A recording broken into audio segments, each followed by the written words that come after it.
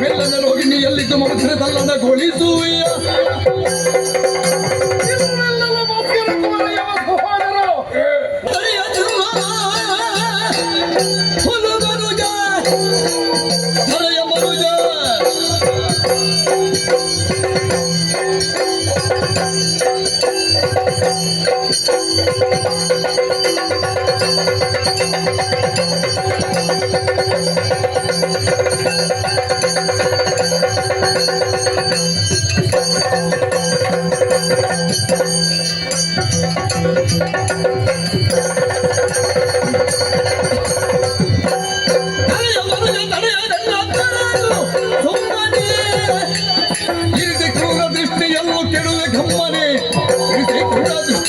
ಕೆಡುವೆ ಗಮ್ಮನೆ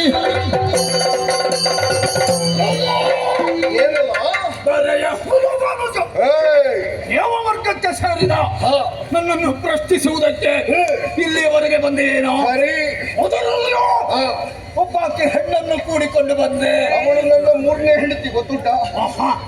ಗಂಡ ಕಡೆಗೆಲ್ಲ ಹೆಂಡತಿಯನ್ನು ಕರೆದುಕೊಂಡು ಹೋಗುವ. ಇದ್ದ ಸುಖ ಇಲ್ಲದೆ ಇದ್ದ ನಿನಗೇನು ಗೊತ್ತೋ? ಹೆಂಡತಿ ಇಲ್ಲದೆ ಇದ್ರೆ ನಿನ್ನಿಂದ ಯಾವುದೇ ಒಂದು ಕಾರ್ಯ ನಡೆಯುವುದಿಲ್ಲ ಅಂತ ಕಾಣ್ತದೆ. ಅದರ ಮುಂದಿನ ವಾಕ್ಯ ಇದ್ರೆ ಆಗುತ್ತದೆ ಅಂತ ನನ್ನ ಬದಲು ಅದಕ್ಕೆ ಕಾರ್ಯಕ್ರಮಕ್ಕೆ ಬರುವಾಗ ಹೆಂಡತಿಯನ್ನು ಕರ್ಕೊಂಡು ಬರಬೇಕು ಅಂತ ಹೇಳಿ ನೀನು ಚೆನ್ನಾಗಿ ತಿಳಿದುಕೊಂಡಂತಿಲ್ಲ.